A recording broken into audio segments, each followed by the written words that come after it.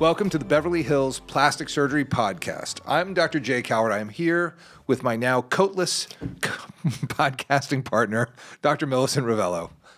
It's a little cold in here, isn't it? It's a little cold in here. Thank you for having me. I'm doing a little bit of I'm too hot, I'm too cold. So I had a coat on and then I took it off. But here we are, and we are here to podcast. And I think we should preface this, that we are in the middle of the LA wildfires. Those started on Tuesday of this week. It is now Friday, so we are still very much in the thick of it.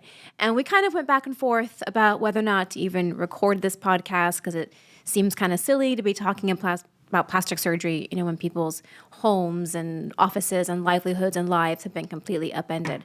But we figured at the end of the day, this is our job and this is part of what we do, so we will continue to do it. But certainly all of our thoughts go out to all of the people that we know, people that you know, that have been massively affected by what's happening.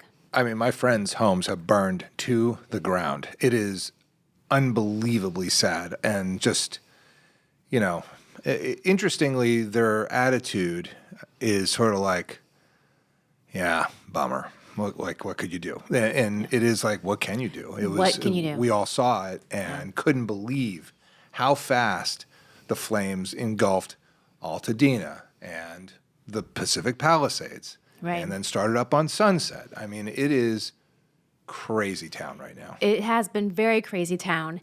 And there have been many friends, associates, patients, fellow doctors that have completely lost all of their homes and everything, even their offices and practices. So this is definitely a very strange time for Los Angeles, and we are nowhere out of the woods yet. But I think as a community, as a city, we definitely are coming together and showing each other support, which I think is nice to see. And big shout outs and thank yous to the Southern California firefighters that are doing an incredible job with Absolutely. These massive fires. Yeah, I mean, the first responders have been amazing. One of our nurses was volunteering today out in Altadena, Pasadena area, and they made her the horse vet. No way. They're like, these horses all have lacerations, and because they're freaking out, Yeah. And all their manes are burned off and everything. So they really needed a lot of horse care. So she's on the phone with the vet and delivering care, and give her a lot of props for being that. Yeah, I mean it's a tough time, but people are still our patients are still showing up. They're having surgery. That their houses didn't burn down, their lives aren't in total disarray. So they want to do their operations. They want to get their stuff done. So we figure we should probably talk about something plastic surgery, and maybe it's just one of those times where it's been on the minds of everybody because it's the middle of winter and everybody's getting laser treatments, that we thought we should kind of clarify, what are lasers, what are microneedlings, what are these energy devices, because there's so much confusion around those things. And we just wanted to, try to kind of bring home what's Morpheus, what's an ablative laser, why is TikTok so hot on CO2 laser now, and those things are all really they're really different, and they have different effects, and you get them for different reasons. Yeah, absolutely. So this, as we like to call it, is sort of laser season. So that's why we're going to be talking about lasers on today's podcast. And the reason, I'm totally making this up, laser season, as if it's a thing. It is laser season, though. I'm coining that phrase, trademarked. It is. But the reason I call it laser season is because traditionally you're doing lasers for the quality of your skin, and that has to do, we'll break it down, but the texture and pigment. Pigment's a big one. And so you have to use some kind of light-based or ablative laser. And all of these lasers really make your skin very sensitive to the sun. So ideally, you would do it during a time when you're not going to be exposing your skin to massive amounts of sun, like on vacation or in the summertime or something like that. And usually you get most of your sun damage during those months. So a lot of people go out and do all their holidays and vacations and pool parties, et cetera, in the summertime, and then they use the wintertime to sort of do penance for all of that damage that they accrued, and then get back out there the following summer. But there are other devices that people say they're lasers, like the Morpheus device, and they're not, and the Cynosure Potenza. But laser is kind of just, it's a big box, and colloquially people know lasers as something heat applied to your face, but it can contain a whole variety of different things. So I kind of wanted to just break down what all of those were. I feel like I am uniquely qualified to do so today because I also recently just blasted my face. I'm still morphing. The other day, we got a new laser. It's a replacement, one of our old Alma Lasers. And I should say I am a luminary for Alma Lasers and a consultant for Cynosure Lasers. But one of the boxes finally blew after like 14 years. It was amazing. So we bought a new one, and it looks like this massive droid in the laser room. And so everyone, from our scribe to our front desk gals, they were trying it out on everyone. So everyone was walking around red-faced last week. Yeah, looking a little special. Kim, our scribe, came in yesterday to clinic, and she's like, "It looks like I can't get the dirt off my face." I was like, "Well, you got lasered. I mean, that's kind of what it looks like." That's kind of what it is. So I don't want to do a laser medicine thing because I think that I know you love talking about laser medicine science. I'm going to preempt that right now. Man. Because, okay. Spoiler alert, no one cares. Outside of doctors and people in the world of medicines that actually do lasers, no one cares. I'm gonna agree with you on that, because when I start talking about laser medicine, people go like, their eyes just glaze over. Yeah, it's not pertinent for what we're trying to explain. We're going to talk about indications and the different kinds of quote unquote lasers and devices you can use. So let's start with sort of the most uninvasive, ablative things that we can do. And you got to talk about what you're addressing. Okay, let me back up. You have to know what you're addressing in order to choose the right device for you. Right. And I think that's actually critically important because not all lasers do the same thing. So the issues that are most traditionally addressed with any kind of surface heat laser device are going to be pigment. So these are freckles, age spots, dark spots. It can be red spots, broken capillaries, rosacea. Anything pigment related kind of is treated with one kind or a couple different kinds of options. Then there are skin issues related more to the texture of your skin. Do you have fine lines? Is the skin dull? Do you need to exfoliate it, get a fresh layer, a fresh glow? Those are a different kind of laser treatments. And then there are treatments that can address the tightness of your skin. So are you developing early signs of aging? Are you trying to counteract potential future aging? And you want to stimulate collagen and tighten the skin. Those are all three separate concerns that kind of need to be addressed in a separate way. So let's start with options for pigment. So pigment, there's a lot of ways that people attack it. Probably the most common is with IPL, which is intense pulsed light. And basically what it is you take a normal light bulb, put a lot more energy through it, and it's hit with a flash, and that tends to get rid of like age spots and things on your hands, right.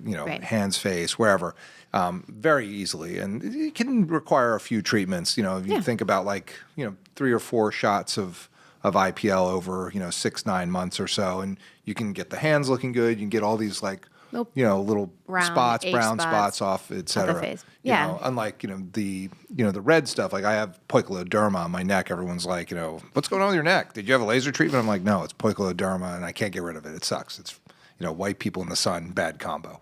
And we have a laser for that, which I'll do. I'll get to it when I have time. But the other thing you can do for pigment is you can use the PicoSure, which is it's not really a laser. It's actually a really unique treatment that it's a laser, quote unquote, that we use for tattoo removal, and we use it for pigment. And people like to even out their pigment. They don't like this sort of variations and lots of spots and age spots. It does make them look older. And so when they can even it out, it's really nice. And IPL and the PicoSure are sort of the two ways that I think, are the Get most pigment. effective Yeah. to handle pigment. And all of which these, we have both at the Rock all Spa. of these things we're talking about, they all have different names, and there's so many laser companies out there, and so a lot of them will have kind of their own branded name. There's Pico Way, there's PicoSure. There's Pico really refers to the actual specific energy that's being applied, and so that's where it can get to be a little tricky and cumbersome to people. But It's on my website. I have stuff about all that, and if you go on to the drcalvert.com, there's a section about Rock Spa, which is our Medi Spa, and that's where we have all the explanations of what these things are. But you can always call and get a consultation with one of our nurses or PAs that do the treatments. They're the ones that are doing it all day and all night. I do surgery, and that's why we have the nurses and the PAs to do that stuff, and they are super well versed in these machines. Yeah. So those are the pigment ones. IPL, also sometimes called photofacial, and then some of the Pico devices, which use a 1064 or a 1540 or like any of the other different wavelengths, address pigment. And most those are that's the YAG. That's laser. the YAGs. They're the YAGs. So there's so many different options, and that's why I don't really want to get too much into the specific ones. You kind of need to, but I'm not going to do it. But you're not. I'm not going to do it. You're not going to do it. Yeah, because there are lasers that you can use for red pigment and for darker pigment. So basically you want somebody doing this for you that does this all the time.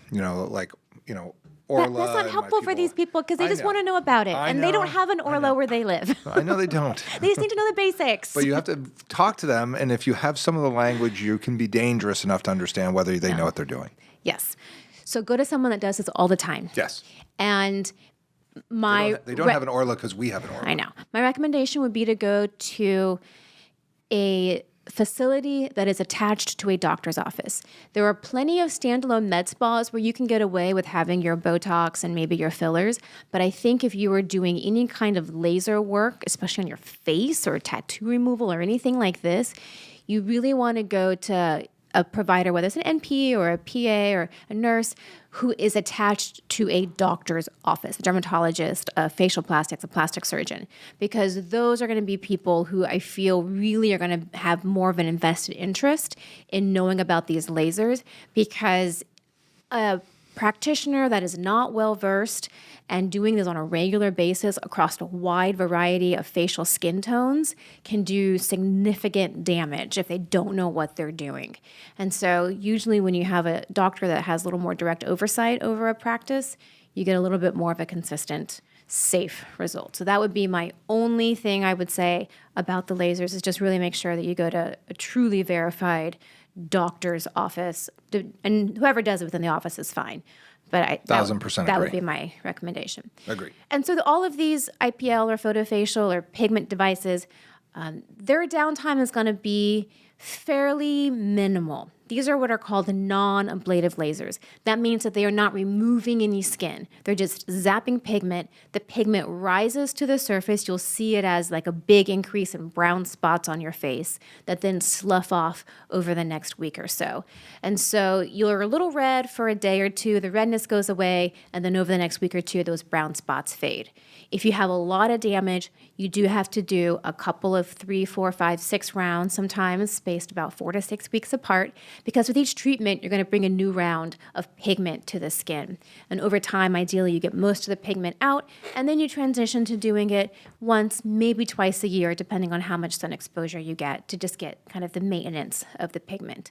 The other thing that you can do is going to be, like you referenced, there's a dye-VL, there's the V-beam. These are going to be for red, capillary-based pigments, really good for patients with rosacea, or like the poikiloderma, like you mentioned on your neck. Get rid of that. That's going to be a laser that's very specifically targeted to those areas.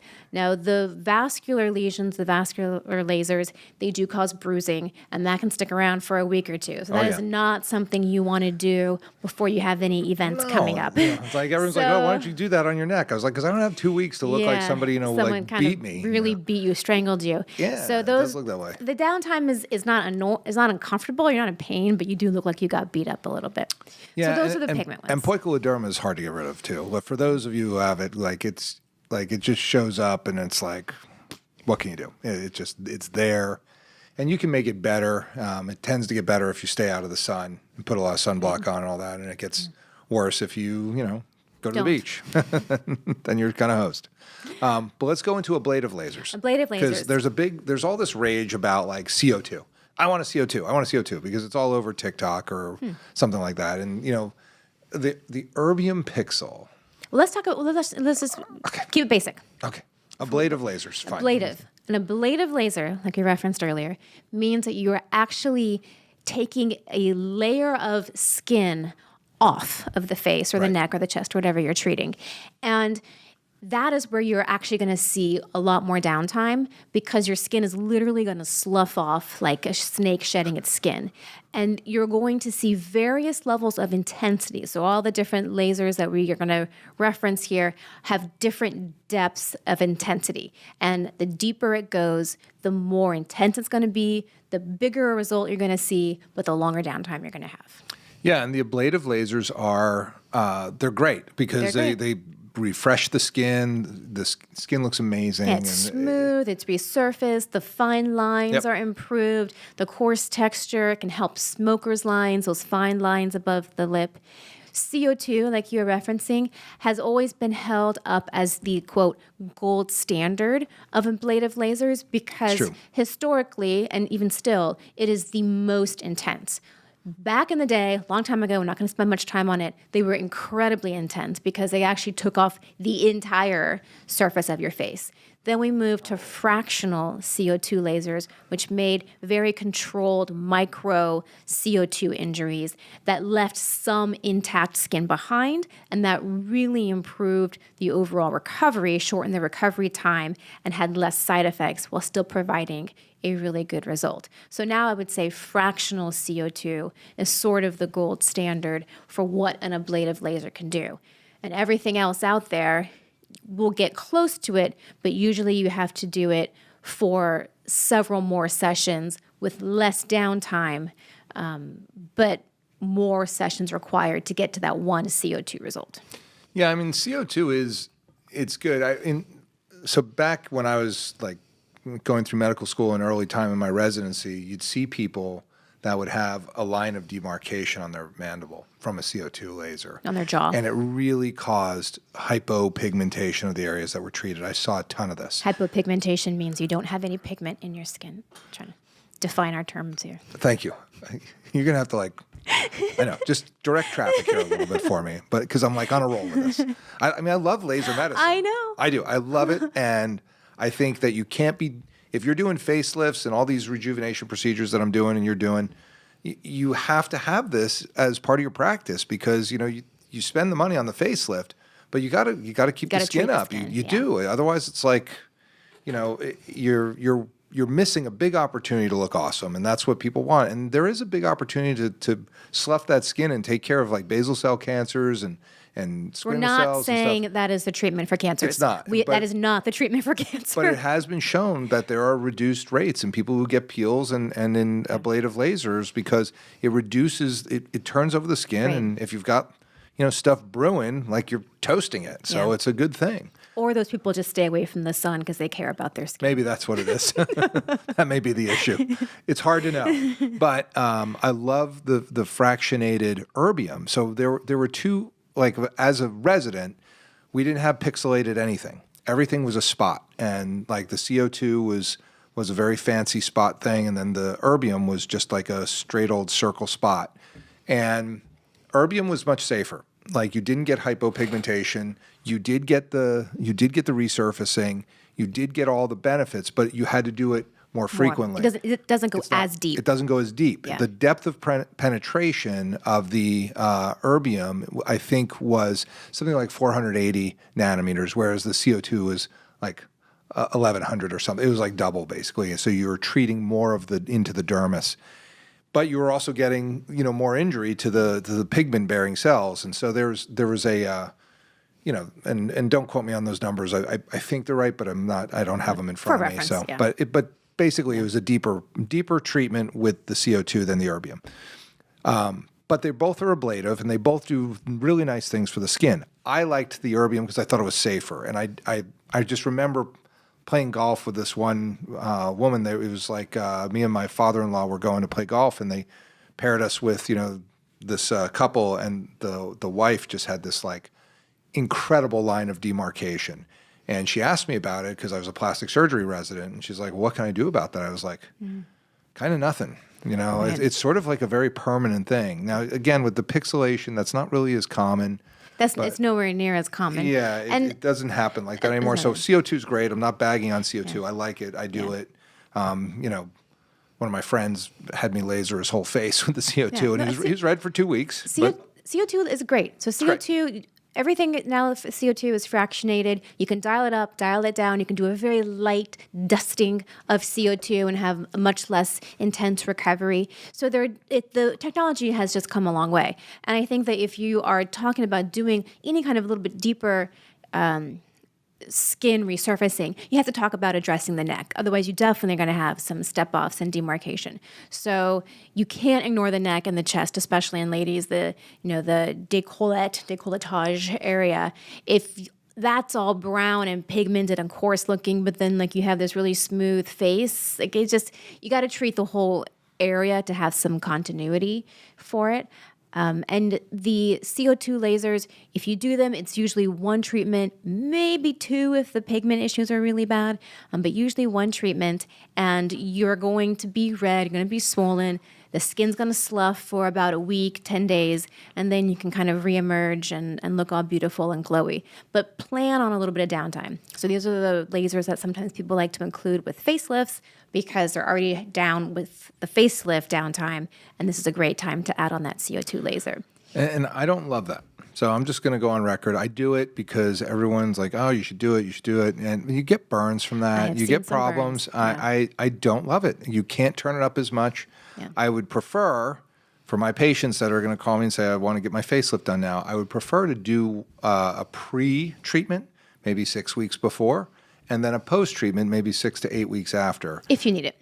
Yeah, because, I mean, you pretty much do if you're having a facelift. But at the same time, I don't love doing it when they're in the operating room because I've elevated the skin. The blood supply is not as great. It's just not my favorite. I understand that you can, and I do. And I typically will do erbium, though. But, like, somebody asked for a CO2 recently, and we did it, and, you know, she got a little burn at the edge of the flap. And it's like...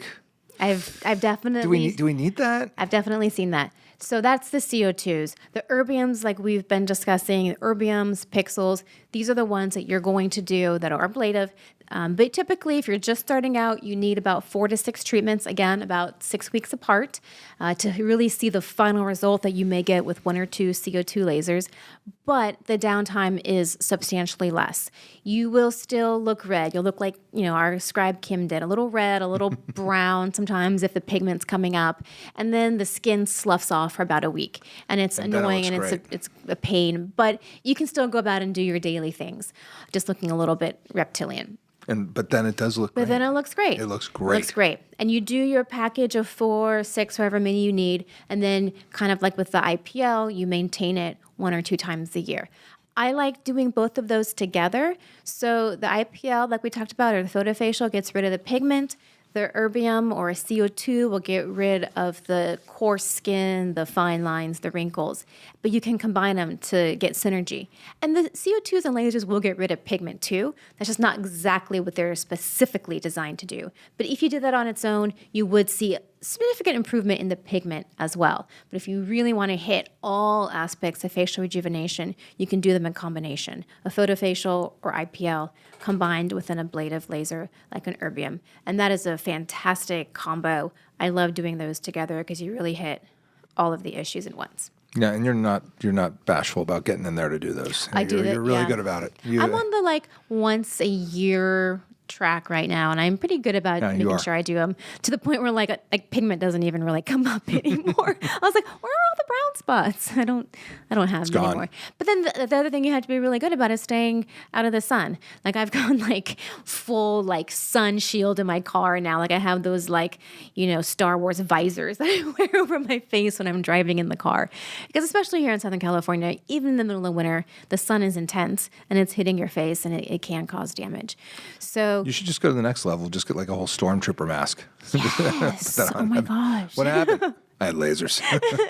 Stormtrooper costume again. It's good. Oh no, I just wear it all the time. Sun protection. So those are the sort of ablative pigment combinations that you can, and I would highly recommend that you do. Then there is a different category that people like to throw into the mix, and these are going to be sort of the skin tightening devices, which are not lasers at all. No. But people call them lasers. They say they get zapped. They kind of throw it in the bucket. But these are going to be sort of your radio frequency, your RF microneedlings, such as Morpheus. That's sort of the brand name that everybody knows. Yeah, but there's Morpheus and Potenza. And Potenza. They're two different companies, two different devices, and I think they do two different things. There's another brand out there too that people are using a lot. I'm blanking on the name, but there's several of them out there, and they all use RF, so radio frequency. And what this is basic microneedling. Microneedling is a little pen. Basic microneedling is this little pen that has needles that come out real quickly, and they make these micro injuries in your skin. And you run it over the surface of your skin. You create these little injuries, and then as the skin repairs those injuries, it builds collagen and it leads to sort of a smoother and hopefully over time kind of tighter appearance to the skin. And it's a really good maintenance thing to do. You can do it as frequently as every 2 to 3 months if you wanted to. So every quarter you go in, get some microneedling. It's just a good maintenance thing to do for your skin to keep it glowy and healthy and keep those collagen fibers rejuvenated. If you take those microneedling needles and then you add radio frequency energy to them, you really dial up their efficiency. Now you're talking. So the Morpheus pins or any of these Potenza devices, the needles go much deeper, so they're going 2-3 times as deep as a typical microneedling needle can. And as the needles penetrate into the skin and the dermis, you're getting a blast of the radio frequency energy. Like zzz. So you're getting not only actual mechanical injury, you're getting a heat injury. And so that doubles sort of the work the skin has to do and the collagen that needs to be produced to repair these injuries. So the idea is to provide tightening and collagen building over time. Again, several doses of the Morpheus. They usually recommend 3. And I keep saying Morpheus, but it's really any of these RF technologies. 3 at a time, spaced about 6 weeks apart, and then transition to your 1 to 2 a year. Yeah, Morpheus is more for tightening. It's like trying to mimic a facelift. So Sure. by doing a Morpheus, you're trying to get a little tightening through here. And I will tell you that my patients who've had Morpheus are happy with it. They've all come back and sort of said, well, it's not a facelift, but it did make a difference. It did tighten things up. So as long as you understand, you're not going to get your platysmal bands taken care of. You're not going to get your jowls gone, but you're going to make them better. It's good. The Potenza, which also does tightening, is more of a skin tightening radio frequency microneedling because it's more superficial in terms of where the needles go, but it has a unique tip called the fusion tip, which you can infuse like exosomes or vitamin C while you're doing the microneedling and radio frequency. So I think that's pretty cool. That is pretty cool. And you can do both, space 6 weeks apart or whatever. But I think like if I were to do, like if I had the time to do it, I would do probably a Morpheus, then a Potenza, then a Morpheus, then a Potenza, and see, what that gets me. Because I think it would get me a lot of the resurfacing benefits from the microneedling, but I'd also get the tightening from the Morpheus. So I think you can look at these things, however, you have to kind of tell your practitioner what you want, what's bugging you, and then you can kind of, if they have excellent command of these devices, you can do a lot with them. And I think it's great because it's not surgery. You don't have to take the 2 weeks off. It's not oodles of tens of thousands of dollars. It is in the thousands of dollars. And it's, the cost of these things are typically $1,000 to $1,500 for a treatment, depending on how you couple it and how many you do, et cetera. Yeah. And your downtime is anywhere from, a day or 2 to a week, maybe 2 weeks with the CO2 ablative. But, you can kind of get this stuff done and go about your business and look great while you're doing it. Yeah, the Morpheus downtime, you're going to be red for the first night, and the next day you'll be a little red. But then after that, there's really no downtime to the Morpheus. There's no sloughing of the skin. There's really no pigment changes. It's more changes that you're going to see over the course of about 4 to 6 months. So the downtime to the Morpheus isn't bad. And I would say that you really have, like we talked about before with all of these devices, go to someone who really knows what they're doing, because there are going to be issues that arise with different patients, because not everyone is a perfect, Fitzpatrick type 2, fair skin, no issues, and you can just do whatever you want to them. Because if you have any kind of skin issues, you really have to adjust the different kind of treatments that you're doing. We talk about skin types, Fitzpatrick skin types. The most fairest, think about like an Irish maiden is going to be like a 0, and then go all the way to the darkest person, they're going to be a 6. And everything in between then is 2, 3, 4, 5. And so a lot of these lasers, especially in IPL or photofacial, can't be done on anybody that's more than about a Fitzpatrick 4. And that's going to be a lot of the Hispanic population. Anything darker than that isn't really a candidate for it, except for some of the Pico devices. And so Picos are good for the darker skin tones. These are nuts and bolts kind of things, but you need to go to people and providers that know this kind of stuff. If you have any issues with melasma, so melasma is a different kind of pigment issue, not really necessarily related to age spots, although the sun does make it worse. Sometimes you can't do light-based treatment like an IPL or a photofacial because it'll make it worse. And so you have to do something along the microneedling, maybe with a vitamin C or a peel or one of these light erbiums. That's a different way of treating pigment. And then if you're like me and you have super sensitive skin or rosacea, you have to treat it with kid gloves. You can't go too deep. You can't go too strong. You certainly can't put any vitamin C's on right after you do any kind of microneedling treatments.